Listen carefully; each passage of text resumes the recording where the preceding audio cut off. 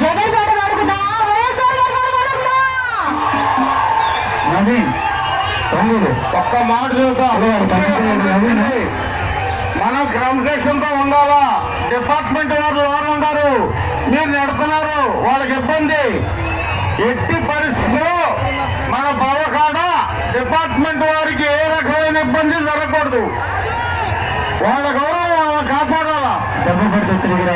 మన మంచి కోరి వాళ్ళు వస్తారు, మనకు చెడు కాదు వాళ్ళు, మన మంచి కోరుతారు. మీకు కావాల్సిన పాటలు పాటించుకోండి. ఈ తిరణాల్లో ఈ పెవ ఈ డాన్స్ పార్టీ తప్పితే ఎవరు లేదు.